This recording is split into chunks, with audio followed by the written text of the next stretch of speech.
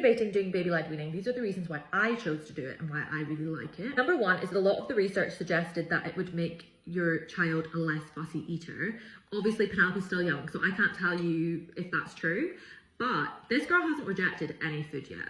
The only thing that didn't agree with her was aubergine. It wasn't good. But she loved it.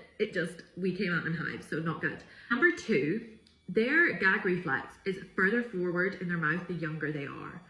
So if they're gagging on food and they're doing it at the front, it'll come out easier. Whereas if they're older and they're gagging at the back of their mouth, it's easier to choke on it. So that was even a bigger reason why I was like, oh, I'm going to do baby-led weaning. Number three, in my head, it's just so much easier because I rarely ever plan what I'm going to give Penelope. I make it up on the spot. Dinner, she's going to eat what we're going to eat. Breakfast and lunch, I'll just look in the fridge and cupboards. What are we going to have? Like, what can I make?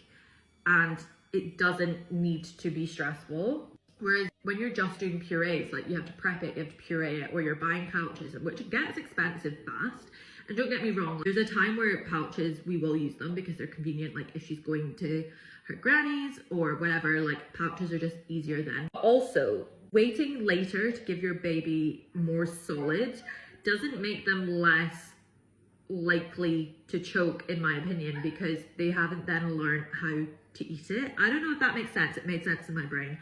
But they're learning as they go. Like, part of weaning is them learning how to chew it, how much to chew it. If they gag on a bit, they know, oh, I need to chew that a bit more. Like, that's what they're learning. So I just feel like the longer you delay it, you're not changing that from happening. You're just making it potentially harder, because I feel like they're more opinionated when they're older and they're more likely to reject it. That's just my thoughts.